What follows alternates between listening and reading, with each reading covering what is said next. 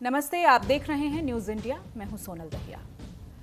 बेधड़क में आज बात बीएमसी के नए मेयर को लेकर जारी खींचतान की। मुंबई का मेयर कौन होगा, किसके सिर सत्ता का ताज सजेगा? चुनावी नतीजों के 2 दिन बाद भी ये सवाल बरकरार है। बीएमसी चुनाव में बीजेपी गठबंधन यानी महायुति को ऐतिहासिक जीत मिली है, लेकिन मेयर को लेकर पिक्चर अभी बाकी है। ऐसा इसलिए क्योंकि नतीजों के अगले दिन ही शिवसेना शिंदे के सभी 29 पार्षद बांद्रा के एक 5 स्टार होटल में शिफ्ट हो गए। इस बीच गलियारों में एक खबर आग की तरह फैल गई। एकनाथ शिंदे ने बीजेपी के सामने 2.5 साल के मेयर का फॉर्मूला रख दिया, यानी 2.5 साल मेयर शिवसेना का होगा और अगले 2.5 साल बीजेपी का मेयर बनेगा। लेकिन इसी दौरान शिवसेना यूबीटी के अध्यक्ष उद्धव ठाकरे ने दावा किया है कि शिंदे को टूट का डर सता रहा है। बीजेपी उनके पार्षदों को तोड़ सकती है, इसलिए शिंदे ने अपने पार्षदों को मेयर चुने जाने तक होटल में कैद कर दिया है। हालांकि शिंदे की पार्टी के पार्षदों का कहना है कि वो शिवसेना संस्थापक बाला साहब ठाकरे की जन्म शताब्दी वर्ष पर होने वाले कार्यक्रम की तैयारियां करने के लिए होटल में एकजुट हुए हैं। हालांकि अब सवाल ये है कि कार्यक्रम की तैयारियां ही करनी थी तो होटल में क्यों? आखिर एकनाथ शिंदे के मन में क्या चल रहा है? क्या शिंदे प्रेशर पॉलिटिक्स कर रहे हैं? क्या महाराष्ट्र के डेप्यूटी सीएम कोई बड़ा फैसला लेने वाले हैं? आज इन्हीं मुद्दों पर हम बात करेंगे, लेकिन सबसे पहले आपको एक रिपोर्ट दिखा देते हैं।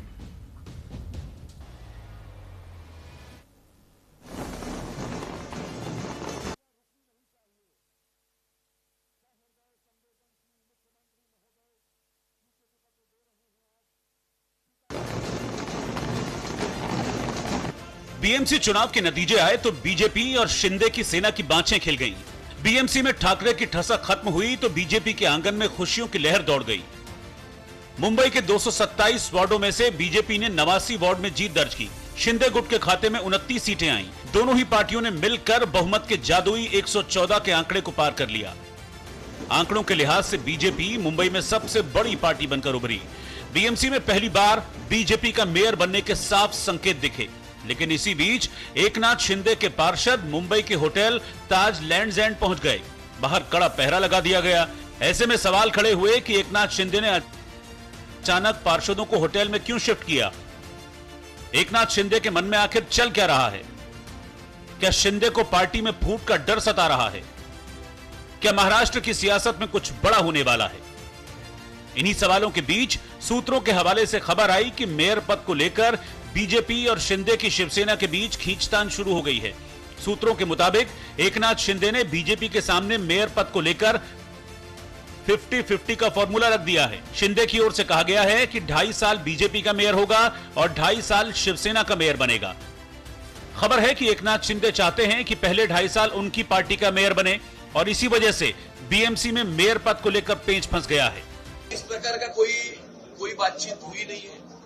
जो भी है, देवेंद्र जी और एकनाथ जी, उनके बीच में बहुत अच्छा कोऑर्डिनेशन है। वो आपस में मिलके चर्चा करेंगे और महायुति का महापौर होगा। 2.5 साल किसका होगा, 5 साल किसका होगा, ये महत्व का नहीं है। मुंबई महानगर पालिका को भ्रष्टाचार रहित प्रशासन देना, ये महत्व का है। ऐसी कोई चर्चा हुई है ऐसे मुझे ज्ञान नहीं है। मुझे नहीं लगता ऐसी कोई चर्चा हुई होगी, लेकिन इसके बारे में पार्टी नेतृत्व जो निर्णय लेगा मान्य होगा। महाराष्ट्र बीजेपी के बड़े नेताओं का दावा है कि एकनाथ शिंदे के साथ बातचीत चल रही है, लेकिन शिंदे खामोश हैं। उनकी पार्टी के पार्षद होटल में शिफ्ट कर दिए गए हैं। अगले निर्देश तक शिंदे के सभी 29 पार्षद बांद्रा के होटल ताज लैंड्स एंड में ही रहेंगे। लेकिन शिंदे के इस दांव पर विपक्षी हमले तेज हो गए। तो पहले तय होने दो, 2.5 साल में उनमें जो आए हैं, अगर पहले 2.5 साल महापौर बनेगा क्या, कि फिर और किसी उनकी पार्टी तोड़कर महापौर, जैसे मेरी पार्टी तोड़कर मेरा ही मुख्यमंत्री बनाया था, वैसे उनकी पार्टी तोड़कर वो महापौर बनाएंगे क्या? वो देखने जैसी चीज। अभी इंटरेस्टिंग होगी ये बात। दोनों एक सरकार में शामिल है, मुख्यमंत्री उप मुख्यमंत्री दोनों एक गठबंधन में है, तब दोनों को एक दूसरे पर विश्वास है। ये जो पाप का महल है भारतीय जनता पार्टी का, जब गिरेगा तो सब उनके साथ जो हैं अलग खड़े नजर आएंगे। विपक्ष के आरोप, तंज और मेयर पद को लेकर खींचतान के बीच अब निगाहें एकनाथ शिंदे पर टिकी हैं। सवाल है कि क्या एकनाथ शिंदे के फॉर्मूले पर बीजेपी राजी होगी या आने वाले समय में मेयर को लेकर बीजेपी और शिवसेना शिंदे गुट के बीच खींचतान और बढ़ेगी। Bureau report, news India. और इस मुद्दे पर चर्चा करने के लिए हमारे साथ समीर बाकरे बीजेपी के प्रवक्ता जुड़ गए हैं। आपका बहुत बहुत स्वागत है समीर जी। डॉक्टर विवेक कोरडे हमारे साथ कांग्रेस के प्रवक्ता जुड़ गए हैं। डॉक्टर विवेक, आपका भी बहुत बहुत स्वागत है। संजय द्विवेदी, प्रवक्ता शिवसेना, आपका भी बहुत स्वागत है। बृजमोहन श्रीवास्तव, प्रवक्ता एनसीपी, भी हमारे साथ हैं, आपका भी बहुत स्वागत है। और राजनीतिक विश्लेषक राजलक्ष्मी जोशी जी हमारे साथ हैं, आपका भी बहुत बहुत स्वागत है। सबसे पहले मैं समीर बाकरे जी आप ही का रुख करूंगी। सबसे पहले तो आपको बहुत बहुत बधाई, शानदार प्रदर्शन रहा आप लोगों का। कभी कभी लगता है कि पिक्चर बड़ी शानदार जा रही है और बीच में एक इंटरवल आ जाता है, उस इंटरवल के बाद क्या होगा ये एक सस्पेंस का विषय बन जाता है। इस वक्त जो संकेत मिल रहे हैं मेयर पद को लेकर, जो अनिश्चितता बनी हुई है, इस पर क्या कहेंगे सर आप? देखिए सोनल जी, हिंदी में एक कहावत है, किसी आनी बिल्ली खंबा नोचे। तो आज संजय राउत जी की हालत जो है वो बिल्ली की तरह हो गई है। उनके हाथ से उनका लक्ष्य निकल गया और वो इधर उधर की बात करने में अपना समय बर्बाद कर रहे हैं। देखिए, आपने जैसे कहा कि पिक्चर तो अच्छे से चल रही है, हमारी पिक्चर महायुति की धुरंधर मूवी जैसी है। और वो जो इंटरवल में थोड़ी बहुत किसी को पॉपकॉर्न लेने के लिए टाइम चाहिए, इसलिए ये एंटरटेनमेंट संजय राउत करा रहे। देखिए, महायुति का महापौर होगा, मराठी महापौर होगा, हिंदू महापौर होगा, ये हमारे महायुति के सभी नेताओं ने कहा है। देवेंद्र जी कल मुंबई में थे और आज कल रात को ही वो दावोस गए। तो एकनाथ जी और देवेंद्र जी के बीच में चर्चा होगी और महापौर में कोई कंफ्यूजन नहीं है, ऐसा ये मीडिया में अटकलें लगा रहे। और संजय राउत, मैं आपको बता रहा हूँ क्यों कह रहे हैं, क्योंकि उनको पता है कि मुंबई हमारे हाथ से जा चुकी है। अभी कार्यकर्ता और पब्लिक हमारे उद्धव ठाकरे जी पे सवाल ना खड़े, इसलिए वो ये डाइवर्शनरी टैक्टिक्स कर रहे हैं कि भैया हमारे ऊपर आप सवाल मत पूछो कि इतने 25 साल की सत्ता के बाद हमको मिमिक्री क्यों करनी पड़ रही है, हमको लोगों के गालियां क्यों देनी पड़ रही है, विकास का एक काम नहीं दिखा पाया और मुंबईकरों ने इनको घर का रास्ता दिखा दिया। तो अपने ऊपर आने वाले सवालों को हटाने के लिए इन्होंने डाइवर्शनरी टैक्टिक्स लिया है। महायुति में कोई कंफ्यूजन नहीं है, महायुति में समन्वय है। हम साथ में चुनाव लड़े हैं और साथ में हम मेयर भी बनाएंगे और सभी कमिटी मेंबर्स बनाएंगे। एकनाथ शिंदे जी एक मैच्योर्ड व्यक्ति है, उन्होंने हिंदुत्व की राह के लिए उद्धव जी का साथ छोड़ा, कोई सत्ता के लिए नहीं छोड़ा, क्योंकि उनको तब पता थोड़ी था कि हम मुख्यमंत्री बनने वाले। उद्धव जी ने पहले तो हिंदुत्व छोड़ा, बाला साहब के विचार छोड़े, मराठी मानुस को छोड़ा, भारतीय जनता पार्टी को छोड़ा, अब उन्होंने कांग्रेस का भी हाथ छोड़ दिया। तो सत्ता के लिए कहीं भी जा सकते हैं। अपने भाई को जिन्होंने घर से बाहर 20 साल पहले निकाला था, वो भाई के घर पे ही मिन्नतें करने गए चुनाव के लिए। तो उद्धव ठाकरे जी एक सत्ता से मतलब ऐसा कहा कि सत्ता के पीछे कुछ भी कर सकते हैं। और संजय राउत उनके पोपट है, यानी संजय राउत के थ्रू अपनी बात रखते हैं। तो इस वक्त संजय राउत का भी महत्व महाराष्ट्र में नहीं है। संजय द्विवेदी जी लगातार मुस्कुरा रहे हैं आपकी बातों पर। एंटरटेनमेंट वैल्यू है, मैं उनसे कमेंट ले लेती हूँ। संजय द्विवेदी जी, आपकी पकड़ कमजोर हुई है, इसलिए इस तरह की बातें आप लोग फैला रहे हैं, सीधे सीधे आप पर आरोप लगा रहे हैं। समीर बाकरे, आप खुद को अनम्यूट कीजिए सर प्लीज। सोनाली जी, आपको धन्यवाद। बीजेपी की बात मैं भी सुन रहा था, भारतीय रणनीति प्रवक्ता के। देखिए मुझे सर, मैं सोनाली जी 2017 में 84 सोनल जी 2017 में हमारी 84 सीटें आई थी। बीजेपी ने समर्थन देके हमको हमारा मेयर बनवाया था। 60 पार्षद हमारे छीन लिए थे बीजेपी ने, विधायक छीन लिए थे। उनको ईडी सीबीआई 50 होके एकदम होके और मुख्यमंत्री का ऑफर देके उनको ले लिया। आज लोकसभा में हम जीते। आज बीएमसी चुनाव में 65 सीटें अगर हमारे पास आई हैं, जिसमें करीब 15 सीटें ऐसी हैं जो बहुत ही कम अंतर पे हम हारे हैं, बहुत कम अंतर पे हारे। अगर हम ना हारते तो शायद हमारी 80 के ऊपर पहुंच नहीं होती। चलिए वो अलग बात है, हार गए तो हार गए। लेकिन आज की डेट में एकनाथ शिंदे जो गद्दारी करके हमारे साथ गए थे, 15 दिन बाद उन्होंने विधायकी चुनाव में होने के बाद भी, चुनाव खत्म होने के बाद क्लियर कट मेजॉरिटी आने के बाद भी एक बात तो जवाब दीजिए, क्या राजनीति में गद्दारी होती है? क्या गद्दार शब्द होता है क्या राजनीति में? राजनीति संभावनाओं का खेल है, कौन कब पाला बदल जाए। मैं गद्दार शब्द का, सोना जी मैं बता दूं गद्दार शब्द क्यों इस्तेमाल हो रहा है, मैं बता दूं आपको। इंदिरा गांधी ने पार्टी छोड़ी, ममता बनर्जी ने पार्टी छोड़ी, शरद पवार जी ने पार्टी छोड़ी, उन्होंने अपनी पार्टी बनाई। अपनी पार्टी बनाए के कायदे से वो गए, लोकतंत्र की जो व्यवस्था है, जो जनता के पास गए, जनता ने उन्हें चुना, उसके बाद उन्होंने सरकार बनाई। लेकिन हमारे यहाँ क्या हुआ, गद्दारी हुई। कि हमारी पार्टी छोड़ी, मुख्यमंत्री का ऑफर मिला, ईडी सीबीआई का डर हुआ और छोड़ के चले गए, मुख्यमंत्री बन गए जाके। आज की डेट में क्या हुआ? देखिए, उद्धव ठाकरे न बाला साहब ठाकरे के आदर्श बेचे हैं, न सिद्धांत बेचे हैं, न सम्मान बेचा है। आज सम्मान अगर बेचा होता तो आज हम बेचना होता तो हम भारतीय जनता पार्टी के साथ होते। आज सम्मान बेच के, अपना सम्मान बेच के, सिद्धांत परे रख के आज मुख्यमंत्री तो मुख्यमंत्री बन गए। देखिए कितनी बड़ी, मतलब कितनी बड़ी व्यवस्था है कि एक आदमी पहले मुख्यमंत्री बनाया जाता है जब इनके 105 विधायक होते हैं। आज की डेट में जब ये दोबारा जीत के आए, एक नाथ शिंदे 10-10 गारंटियां इशू करते हैं, तब 10 गारंटियां मैं दे रहा हूँ जिसकी वजह से जीते। आज उन गारंटियों में 9 गारंटी ऐसी हैं जो पूरी नहीं हुई, जो पूरी नहीं हो पा रही हैं, ना उन्होंने कोई वादा निभाया। ठीक है, आज 65 हमारे सभासद जीते हैं बीएमसी में, तो ये जनता को मैं बधाई देता हूँ, जनता को धन्यवाद देता हूँ, मैं हृदय से नमन करता हूँ, वंदन करता हूँ, आभार व्यक्त करता हूँ कि उन्होंने इन विकट परिस्थितियों में भी लोकसभा चुनाव में। सवाल ये भी है ना कि विकट परिस्थितियां आप लोगों के लिए बनी क्यों? ठीक है, बृजमोहन श्रीवास्तव जी, मैं आपका रुख कर लेती हूँ। बृजमोहन श्रीवास्तव जी, आपकी भूमिका को आप किस तरीके से देखते हैं? महायुति में दरार पड़ी, लेकिन क्या एनसीपी इसे रोकने में सक्षम नहीं थी? देखिए सोनल जी, एक तो महायुति में किसी प्रकार की कोई दरार नहीं पड़ी है, इसको पहले आप क्लियर समझिएगा। अच्छा। चुनाव के पहले तीनों पार्टी के नेताओं ने अपने एक बैठक करके तय किया था कि हम अपनी पार्टी के कैडर को और अपने पार्टी के कार्यकर्ताओं के मनोबल को बनाए रखने के लिए, उनकी राजनीतिक जो भूमिका है पार्टियों में उसको बनाए रखने के लिए अपने अपने चुनाव चिन्ह पर उम्मीदवारों को उतारेंगे। उसी के चलते बीजेपी ने, एनसीपी ने और शिवसेना ने अपने अपने प्रत्याशियों को उतारा। कई जगह ऐसा भी हुआ है कि कहीं बीजेपी के उम्मीदवारों के खिलाफ शिवसेना के उम्मीदवार खड़े हुए हैं, कई जगह ऐसा हुआ है जहां एनसीपी बीजेपी के खिलाफ खड़ी हुई है, लेकिन ये नीचे स्तर पे था। इसका प्रभाव किसी भी प्रकार से महायुति की सरकार पर या एनडीओ के रिश्ते पे नहीं पड़ने वाला। ये बात बहुत स्पष्ट है।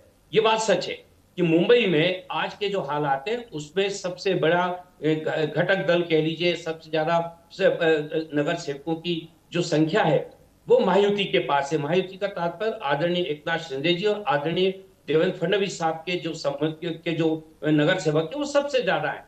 और ये एक परंपरा भी है और ये एक राजनीतिक प्रक्रिया का हिस्सा भी होता है कि जिसके पास बहुमत होता है, जिसके पास संख्या बल ज्यादा होता है, वो ये तय करता है कि नेतृत्व कौन करेगा। अगर आज बीजेपी के नगर सेवक या आदरणीय देवेंद्र फडणवीस साहब ये तय कर लें कि हमें एकनाथ शिंदे साहब के किसी नगर सेवक को महापौर बनाना है, सारे लोग उसे स्वीकार करेंगे।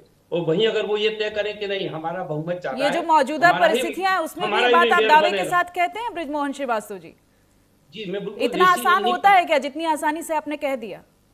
मैं क्या, ये अभी के जो मुंबई जो बीएमसी के जो राजनीतिक समीकरण है वो इसी प्रकार के हैं, इसीलिए मैं आपसे बोल रहा हूँ वहां पर अंतिम निर्णय हमारे जो नेता हैं वो सारे परिपक्व राजनीतिक रूप से समझदार लोग हैं। उन्हें मालूम है कि मुंबई की जनता ने कितना विश्वास करके हम लोगों को मौका दिया है। इस विश्वास, जनता के इस विश्वास को हमारे ये नेता टूटने नहीं देंगे।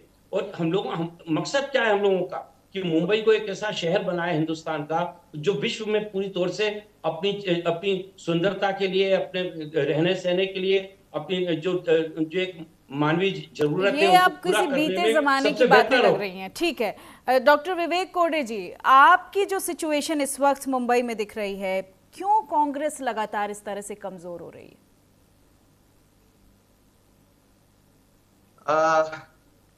देखिए, पिछले महानगर पालिका में मुंबई में हमारे 31 कारपोरेटर्स थे। इस साल वो संख्या 24 तक आ गई। तो हम लगातार कमजोर हो रहे हैं, ऐसी कोई बात करने की मुझे आवश्यकता नहीं लगती। वैसे भी मुंबई महानगर पालिका में हमारा जो राज था, बात करने की आवश्यकता नहीं लगेगी तो मंथन की जरूरत कैसे लगेगी सर? 25 साल हो गए हम हमारे पार्टी में मंथन कर रहे हैं।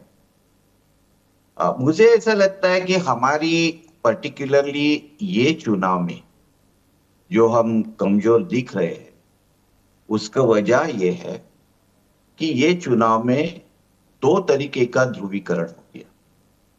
एक ध्रुवीकरण धार्मिक था, धार्मिक आधार पर था और दूसरा ध्रुवीकरण भाषा के आधार पर था।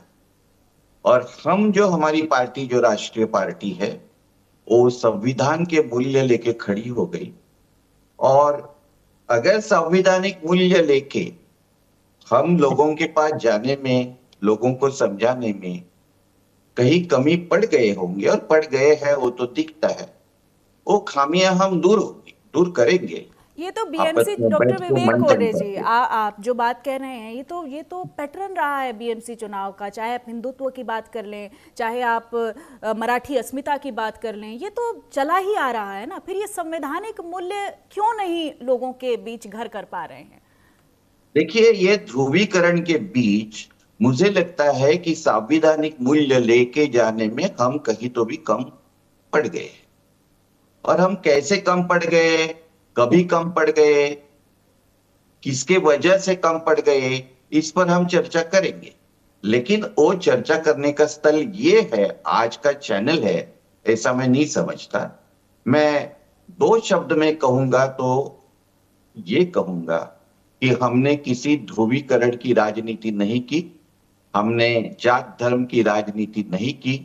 और जब 2 तरफा ध्रुवीकरण होता है तो जो तीसरी शक्ति होती है वो कमजोर होते दिखाई देती है, वो हम कमजोर दिखाई दे रहे। लेकिन हमारा कुछ बहुत ज्यादा नुकसान हो गया है, हमारा वोट ऑफ परसेंटेज बहुत नीचे चला गया है, ऐसी कोई बात नहीं हुई है। चलिए, ये विश्वास कायम रहना चाहिए और राजनीति में बहुत जरूरी भी है। राजलक्ष्मी जोशी जी, आप इस पूरे सिनेरियो को कैसे देखती हैं? जो ये बीएमसी का पैटर्न सड़कों से, सफाई से, या कहें कि मुंबई के विकास से शुरू होकर अब जिस तरह से जिस लेवल पर आ गया है, जो सीधे तौर पर दिखाई दे रहा है कि अब मुंबई की जनता के लिए नहीं बल्कि एक पॉलिटिकल अपनी अपनी इस्टेब्लिशमेंट के लिए एक राजनीति जो है वो साफ तौर पर खुलकर सामने आ गई है। आप कैसे देखती हैं इसको? नमस्ते सोनल जी।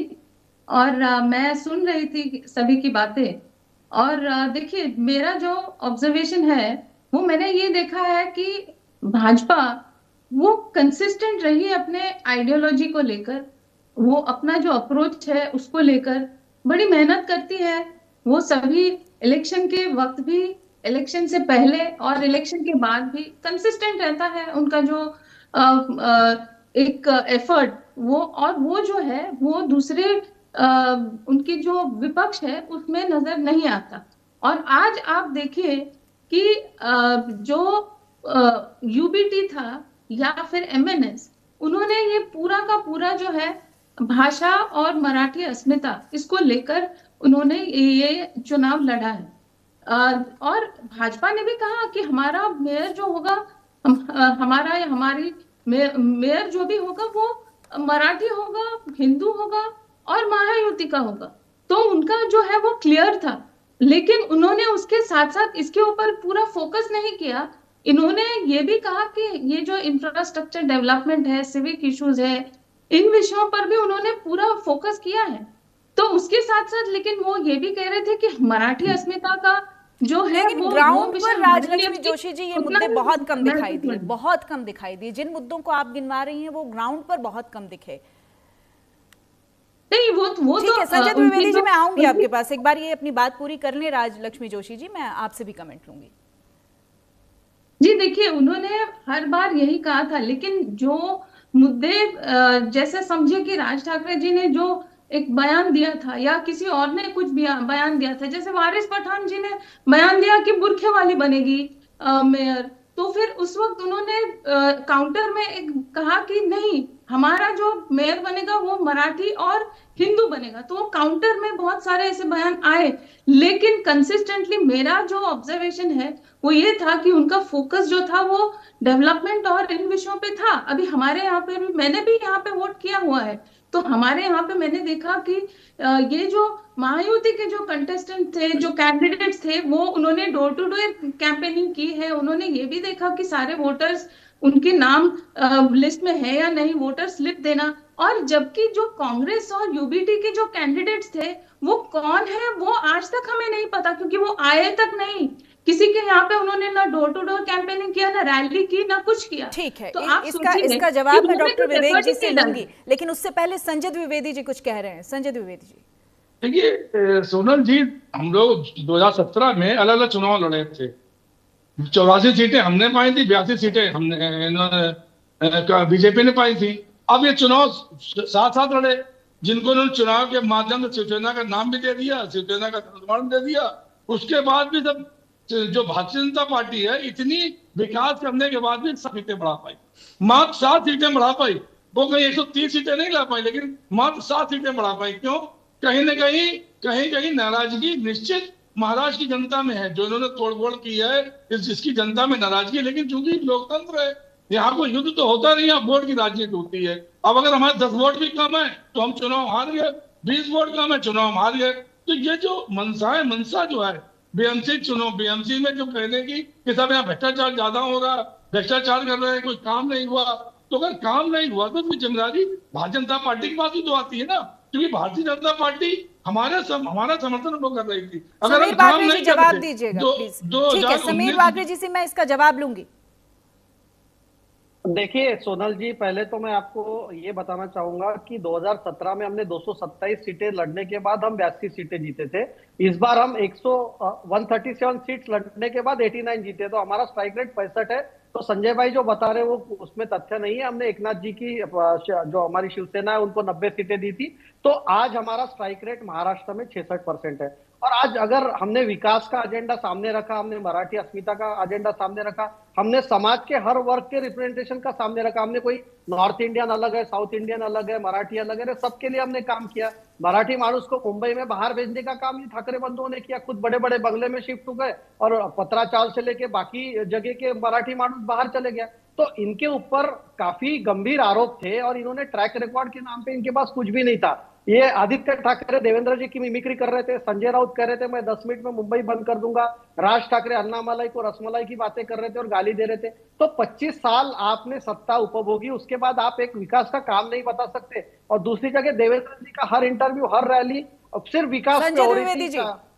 इनके पास विकास के नाम पे सिर्फ खुद का मातोश्री 2 था और राज ठाकरे का बड़ा घर था। तो ये कुछ नहीं दिखा पाए, इसलिए कार्यकर्ता भी नाराज थे, इनके मराठी मानुस भी नाराज था। ये बात बहुत कही जाती है, मातोश्री के अलावा कुछ नहीं है। तो क्यों ऐसी धारणा क्यों बन रही है? मातोश्री के अलावा नहीं है तो 65 जो साल जीते हैं कैसे जीत गए, जबकि 60 पार्टी उन्होंने तोड़ दिए हमारी पार्टी से। तो अगर हमने उत्तर भारतीयों को नहीं लिया, सुन लीजिए उत्तर भारतीयों का वोट नहीं लिया और सबका अगर वोट हमको नहीं मिला तो पर्सन हमारे कैसे जीत गए और 15 हमारे सेकंड पोजीशन पे आए, तो ये कहना गलत है। दूसरी बात है, समर्थन में आप ही थे, ऐसा नहीं भारतीय जनता पार्टी हमारे समर्थन में नहीं थी।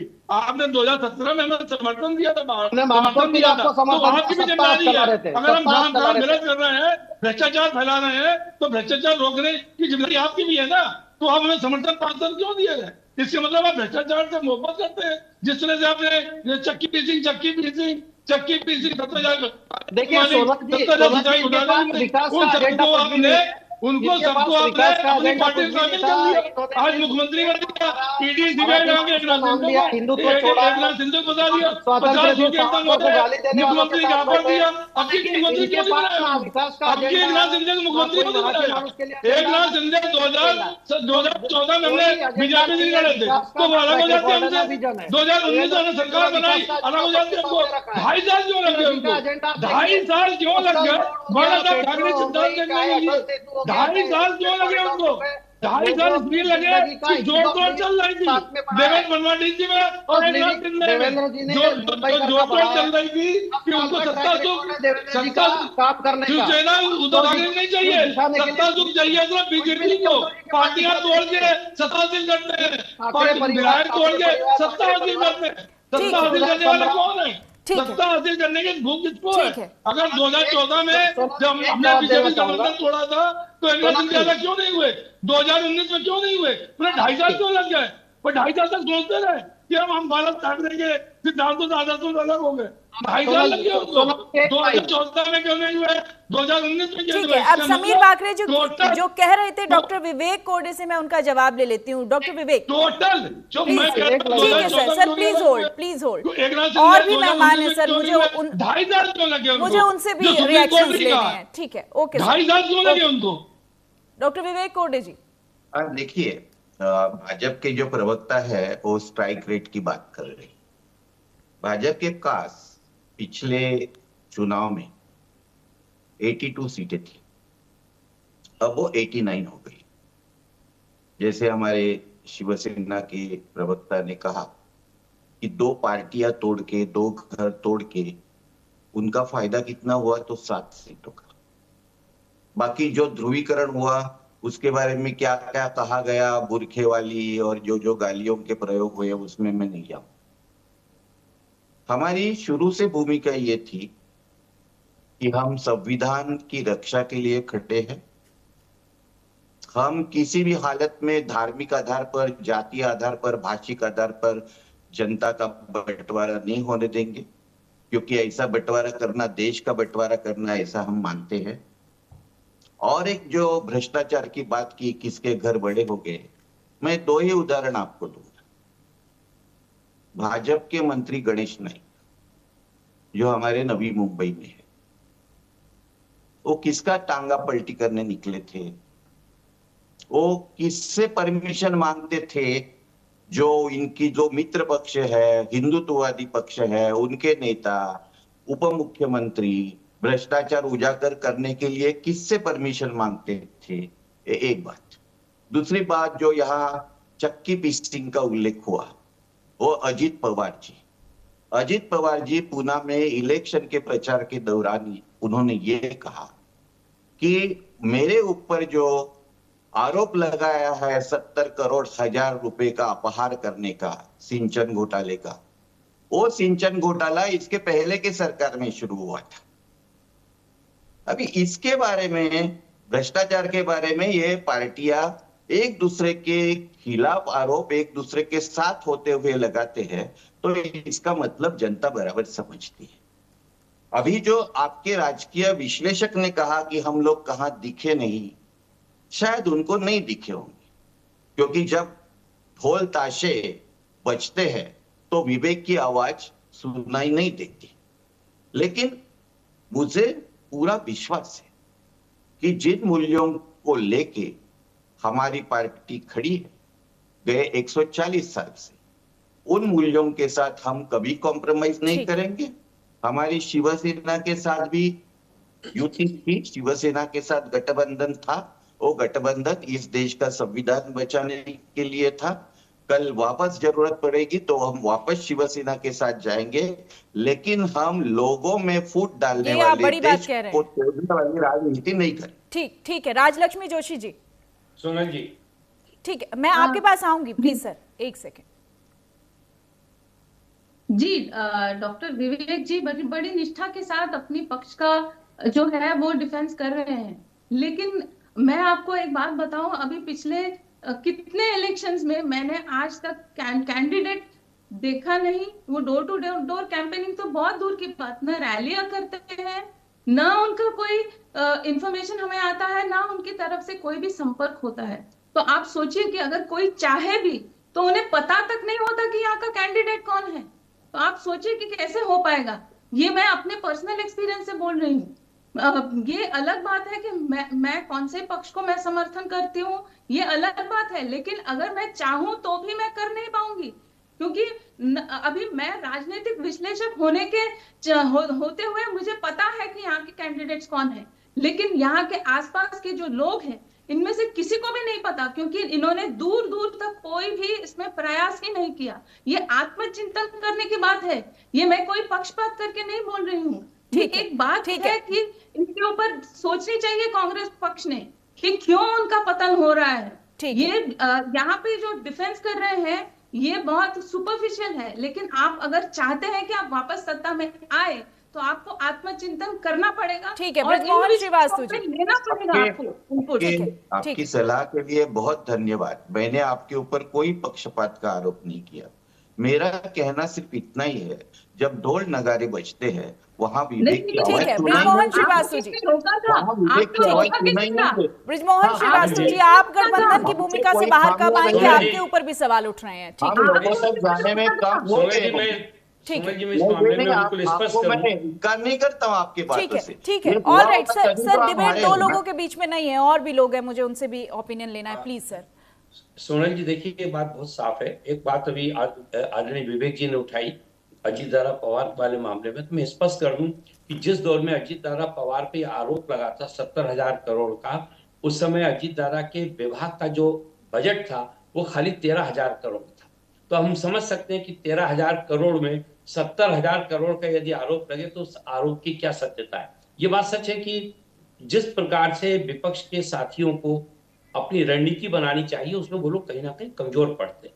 ये सही है कि वो अपना आर्गुमेंट दे रहे हैं, अपनी बात कह रहे हैं, लेकिन हकीकत को भी नजरअंदाज नहीं करना चाहिए। मैं बिल्कुल सहमत हूँ इस बात से।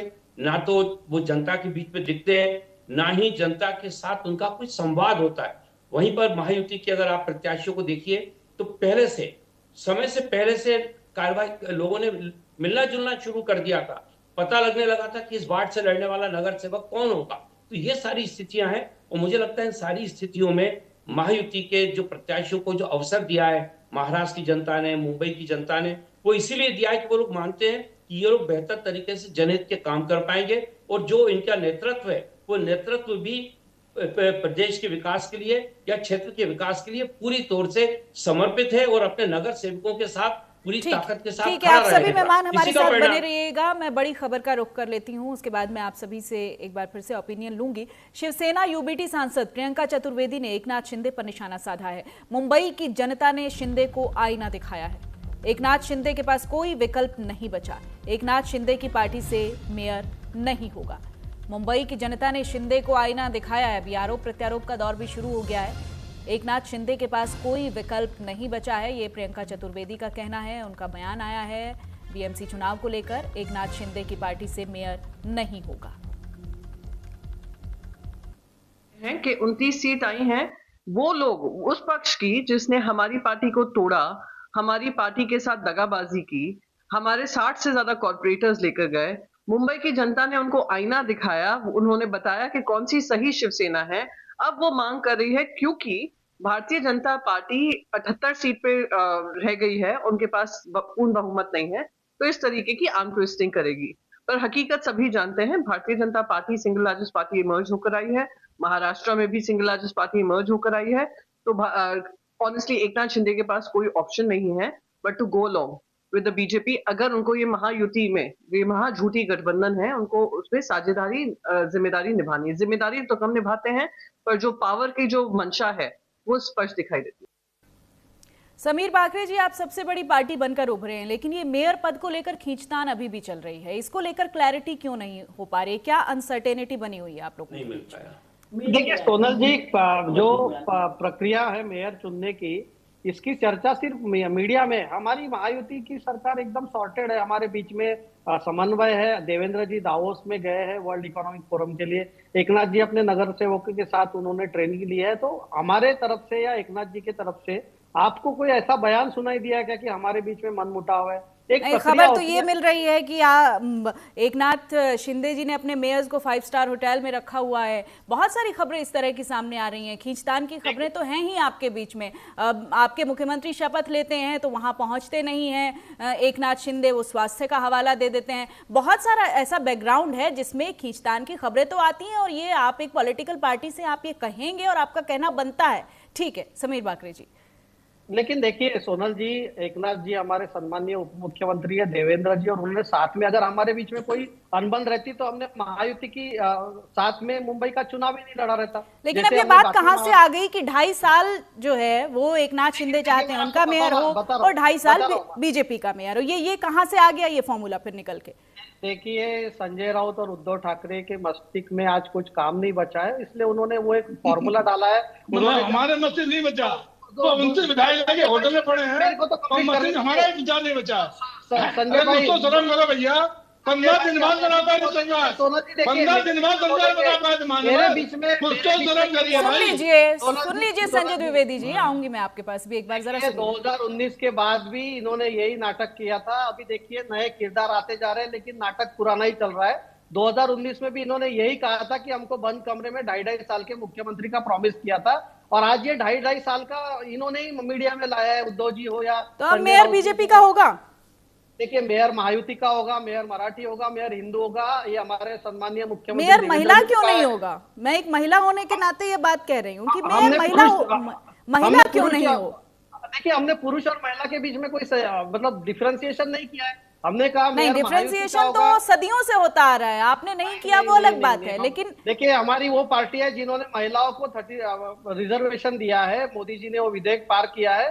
तो ऐसा है, महिला भी हो सकती है। मतलब मेरा कहने का जेंडर न्यूट्रल था कि मराठी महिला मराठी, या हिंदू महिला या हिंदू पुरुष, या मराठी पुरुष हो सकता है। और महायुति का होगा, हमारी समन्वय कमेटी कोर कमेटी है, एक प्रक्रिया है। देखिए सोनल जी, एक प्रक्रिया है। यहाँ ये परिवारवाद नहीं है कि उद्धव ठाकरे जी ने चुन लिया तो एक चुन लिया, या राहुल गांधी ने किसी को बना दिया तो बना दिया। हमारी एक लोकतांत्रिक प्रक्रिया है, तीनों पार्टियों की, दोनों पार्टियों की एक कोर कमेटी है, उसमें नेता है, उसमें चर्चा होगी, उसके बाद हम निर्णय करेंगे। वो प्रक्रिया देवेंद्र जी दावोस से आते हैं, उसके बाद होगी। सम्मानीय एकनाथराव जी शिंदे भी हमारे साथ पर ये जो आप मैसेज दे रहे हैं, ये लग नहीं रहा कि इससे एक मैसेज क्लैरिटी से जा रहा है कि गठबंधन पर भरोसा कम है लोगों? नहीं सोनल जी, मुझे ऐसा लगता है चुनाव के नतीजे 2 दिन पहले आए, सब पार्टियां अपने अपने नगर सेवक का सत्कार कर रही है, नगर सेवक अपने एरिया में मिल रहे हैं सम्मानीय कार्यकर्ताओं से, और उसके बाद उनको भी थोड़ा समय दिया जाएगा। और देवेंद्र जी तुरंत दावोस चले गए, तो हमारे सर्वोच्च नेता महाराष्ट्र के देवेंद्र जी है। तो डॉक्टर विवेक कोडे जी, फिर मैं रुख करूंगी राजलक्ष्मी जी का। मैं बहुत संक्षेप में 2-3 बातें कहूंगा कि राष्ट्रवादी के प्रवक्ता ने कहा था कि जो डिपार्टमेंट का बजट 13,000 करोड़ था तो 70,000 करोड़ का घोटाला कैसा हुआ। यह आरोप कोई मामूली आदमी ने नहीं लगाया, यह आरोप भारत के पंतप्रधान नरेंद्र जी मोदी ने लगाया है। तो उनको ये कहना चाहिए कि नरेंद्र मोदी जी झूठ बोल रहे थे। दूसरी बात, यहाँ शुरुआत में ऐसा कहा गया कि आज कुछ जन्म शताब्दी कैसी मनाई जाए, इसलिए पार्षदों को होटल में रखा गया है। सुबह इनके प्रवक्ता कह रहे थे कि नहीं, उनका प्रशिक्षण चल रहा है। सीधी बात यह है कि इनके मन में भय है कि जैसे जिन्होंने पार्टी छोड़ी थी उसमें 90% लोगों को जनता ने हराया, वो जनता की जो आंच है वो इनको ना लगे, और वो आज नहीं लगने के लिए ये पार्टी परिवर्तन नहीं करे जो उनको 1 महीने का जो मोहलत रहता है कहाँ जाना है वो चुनने के लिए, इसीलिए ही उनको होटल में रखा गया है। तीसरी बात, ये भ्रष्टाचार वगैरह की बातें ये लोग नहीं करे तो अच्छा है। हमारे माननीय मुख्यमंत्री ने अजित पवार जी के बारे में, हम चुन के आने के बाद वो चक्की पीसिंग करके जेल में जाएंगे, ऐसा जाहिर सभा में कहा था। तो मुझे ऐसा लगता है कि यहाँ जो अगर शिवसेना के प्रवक्ता कोई बैठे हैं और वो बार बार ये दावा करते हैं कि बाला साहब ठाकरे का सपना पूरा करने के लिए हम पार्टी तोड़ी, तो बाला साहब ठाकरे ने बताया था क्या कि आप भाजपा का मेयर मुंबई में बना दो? इसका जवाब उनको देना पड़ेगा। ठीक है, राजलक्ष्मी जोशी जी। जी देखिए, ये एक प्रक्रिया है। जो मेयर का जो चुनाव होता है वो सभी जो नगर सेवक हैं उनके वोट से बनता है, और उतना ही नहीं, उसके लिए एक रिजर्वेशन लगाया जाता है बाय लॉटरी कि ये कौन या तो SC ST है, या तो फिर महिला रिजर्वेशन है, या फिर जनरल कैटेगरी है। ये एक तो ये चीज बाय लॉटरी इसको पहले इसको निर्णय लेना पड़ेगा, मतलब होना पड़ेगा। उसके बाद आप कैंडिडेट जो कौन है ये निर्णय करके उसके बाद उसका ये जो है बाय वोट हो पाएगा। तो ये सारी जो प्रक्रिया है वो इसीलिए वो जब तक इसका गठन नहीं हो जाता, पूरा हाउस का गठन नहीं होता, जब तक ये रिजर्वेशन का कुछ क्लैरिटी नहीं मिलती, तब तक ये बात जो है ये ऐसे ही रुकी रहेगी। तो ये मुझे लगता है, इसीलिए अभी आज जो है देखिए मुख्यमंत्री जी गए हैं दावोस, और उतना ही नहीं, कुछ एक जो एक सीनियर लीडर है भाजपा के राज पुरोहित जी, उनका भी निधन हो गया है। तो फिर मुझे लगता है कि ये सारी जो बातें, ये कुछ निर्णय जो उनको लेना था, ये सारे परिस्थिति में मुझे लगता है ये सारे विषयों के कारण ये थोड़ी थोड़ी लंबा समय ब्रिजमोहन श्रीवास्तव जी। लेकिन सोनल जी, एक बात मैं कहना चाहूंगी कि इस सब के बीच में ऐसा हो रहा है कि कुछ अलग अलग कंडीशन ऐसे परिकल्पना कर रहे हैं कुछ राजनीतिक पक्ष, ये सोच रहे हैं कि एकनाथ शिंदे जी छोड़ देंगे भाजपा का साथ मेयर के पोस्ट के लिए। ये तो चर्चाओं का बाजार है और इसमें कोई किसी तरह की सर्टेनिटी नहीं है। आप सोचिए कि कोई ऐसा करेगा क्या कि आप उप मुख्यमंत्री का पद छोड़कर आप मेयर के पोस्ट के लिए कोई, देखिए आप तो राजनीतिक विश्लेषक हैं और राजनीति संभावनाओं का खेल है, इस बात से इनकार नहीं किया जा सकता। मैं फिर भी यही कहूंगी कि इसमें कोई किसी तरह की गद्दारी नहीं है और कोई किसी तरह की कोई संभावनाओं से इनकार नहीं है। ब्रजमोहन श्रीवास्तव जी, जिस तरीके से बीजेपी बढ़त बना रही है उससे आपको लगता नहीं कि आपकी रूट्स कमजोर तो हुई हैं? मानेंगे आप इस बात को? देखिए, इसको तो बिल्कुल स्वीकार करना पड़ेगा। भारतीय जनता पार्टी एक बेहतर तरीके से अपने संगठन को मजबूत बना के रखती है और अपने कार्यकर्ताओं के साथ मिलकर काम करती है। ये सभी राजनीतिक दलों के लिए संदेश है। जो भी लोग राजनीति करते हैं और जो लोग अपनी पार्टी को मजबूत बना के रखना चाहते हैं, उनको भी उतनी मेहनत करना पड़ेगी, उतना प्रयास करना पड़ेगा। इसमें मैं सोचता हूँ कि कोई, देखिए ये खुला मैदान है। इस खुले मैदान में जो भी पार्टी या पार्टी के नेता अपने कार्यकर्ताओं के साथ और जनता के साथ संवाद बना के रखेंगे, उनको आगे बढ़ने से कोई नहीं रोक सकता। इस मामले में राष्ट्रवादी कांग्रेस पार्टी की तरफ से भी स्पष्ट कर दूं, इस समय भारत में बीजेपी और कांग्रेस के बाद सिर्फ राष्ट्रवादी कांग्रेस पार्टी ऐसी है जो देश के हर प्रदेश में अपने संगठन के साथ अपने कार्यकर्ताओं को चुनाव के मैदान में भी उतार रही है और संगठन पे भी काम कर रही है। मुझे ऐसा लगता है कि ये तरीका जो है हम लोगों ने जो एडॉप्ट किया है, उसका कारण ये है कि एनडीए में अपने ढंग से पार्टियों को मजबूत करने का, अपने कार्यकर्ताओं को आगे बढ़ाने की पूरी स्वतंत्रता होती है। वहां पे किसी प्रकार की कोई रोक टोक नहीं है, क्योंकि हम लोग एक कॉमन मिनिमम प्रोग्राम के अंतर्गत गठबंधन में है और वहां ये बात बहुत स्पष्ट है। और इसका यही आपने अभी महाराष्ट्र में भी देखा, बीजेपी ने भी अपने उम्मीदवारों को खड़ा किया, शिवसेना ने भी खड़ा किया और एनसीपी ने भी अपने उम्मीदवारों को खड़ा किया। उसके पीछे मूल कारण यही है, बहुत समझदारी के साथ एनडीए का नेतृत्व काम कर रहा है। एनडीए के जितने घटक दल हैं बहुत समझदारी से काम कर रहे हैं और यही चीज महाराष्ट्र में महायुति के रूप में है कि महायुति के जो नेता हैं वो पूरी तौर से परिपक्व हैं। आप निश्चित जानिए कि जो वायदे जनता से किए हैं उनको पूरा करने के लिए महायुति का हर नेता, हर कार्यकर्ता पूरी शक्ति लगा देगा, उसमें कोई कमी नहीं आएगी। और ये बीएमसी में भी आप देखिएगा बहुत ही आसानी से महापौर का निर्णय हो जाएगा, किसी प्रकार का कोई ना विवाद होगा, ना इसमें किसी प्रकार का कोई विघटन होगा। संजय द्विवेदी जी, शिवसेना की जो एक ताकत थी उसको कहीं ना कहीं कमजोर होते हुए देख रहे हैं आप लोग अभी, क्योंकि चाहे वो स्ट्रेटेजी लगाएं या ग्राउंड पे काम लगाएं, कुछ भी इसके रीजंस आप अपने अपने तरीके से एनालिसिस कर सकते हैं, लेकिन क्या आपको लगता नहीं कि हाँ ताकत कमजोर हुई है? नहीं, देखिए जोनल जी, जिस बीजेपी के 10,000 करोड़ का फंड हो या टॉल बॉन्ड में हजारों रुपए, करोड़ों रुपए, अरबों रुपए हो, 20-20 करोड़ के जिला कार्यालय बनाए हो, पैसे की ताकत 2000 सुन लीजिए 2000 करोड़ का जिला राष्ट्रीय कार्यालय बनवाया हो, जो पैसे 50 होके एकदम होके करके विधायक खरीदते हो, क्या एक सांसद कम था? अटल बिहारी वाजपेयी ने सांसद नहीं खरीद सकते क्या? अटल बिहारी वाजपेयी, लेकिन सुन लीजिए मेरी बात, एकनाथ शिंदे अपने आज सम्मान बेच चुके हैं, बाला साहब ठाकरे सिद्धांत बेच चुके हैं, आज सम्मान बेच चुके हैं, उनके आदर्श बेच चुके हैं। वो उनको आदर्श से कोई मतलब नहीं, ना सिद्धांत से कोई मतलब है। उनको सिर्फ चाहिए था ये कि हम किसी प्रकार आपको लगता नहीं कि अब ये ठाकरे ब्रांड से राजनीति नहीं चलेगी? बहुत सारी नहीं, कैसे नहीं चल रही राजनीति, नहीं चल रही होती तो ये तो सबसे गलत आप लोग बात कर रहे हैं। अब पैसा जो पार्षद आए हैं तो ठाकरे ब्रांड खत्म हो गया क्या? ये सब कहना गलत है। ये चैनलों में जो प्रचार किया जा रहा है ये प्रचार बिल्कुल गलत है। इस प्रचार को कायदे बंद कर देना चाहिए। अगर पैसा हमारे समीर बागरे जी, बहुत छोटा सा कमेंट, मेरे पास समय नहीं है। सुन लीजिए, 84 हमारे आए थे, पैसे आए हैं, 1500 हमारे हाल में है। ठीक है संजय द्विवेदी जी, आप इतने गुस्से में क्यों हैं? हमारा ब्रांड खत्म हो गया। अगर ब्रांड खत्म होता तो आज इनके 130 पार्षद होते, भारतीय जनता पार्टी क्यों नहीं हो पाए? सुनिए, ठीक है, देखिए सोनल जी, मैं क्विकली आपको कहना चाहता हूं कि देखिए, जो पार्टी विकास, विचारधारा और ट्रैक रिकॉर्ड और लोगों का विचार करेगी, उसी को जनता चुनेगी। ये किसी परिवार में आप मनोमिलन हो रहा है, ये जनता को कोई मतलब नहीं है। हमारा विकास हो रहा है क्या, आप विचारधारा के साथ ऑल राइट। राजलक्ष्मी जोशी जी, बहुत छोटा सा कमेंट, बहुत छोटा सा। जी, इस इलेक्शन में एक नैरेटिव फैलाया गया था कि मुंबई को महाराष्ट्र से अलग किया जा रहा है, और उतना ही नहीं कि यहाँ की जो इन्वेस्टमेंट है, यहाँ की जो व्यवसाय है, उसको पूरा गुजरात लेके जा रहे हैं।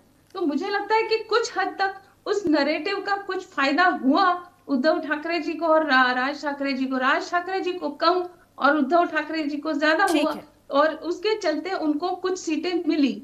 लेकिन अगर उन्होंने विकास का मुद्दा लिया होता और उन्होंने ये नॉर्थ इंडियंस को और साउथ इंडियंस को अपने से अलग नहीं किया होता, तो हो सकता है कि उनको और ज्यादा फायदा होता। लेकिन उन्होंने ऐसा नहीं किया, और इसका उनको भारी नुकसान उठाना पड़ा। और उनकी जो दो भाई मिलकर भी वो, मेरे पास वक्त की कमी है। राजलक्ष्मी जोशी जी, बहुत बहुत शुक्रिया आप सभी सम्मानित मेहमानों का। आगे फिर से हम जुड़ेंगे, मैं आप सभी को आगे वक्त दूंगी। फिलहाल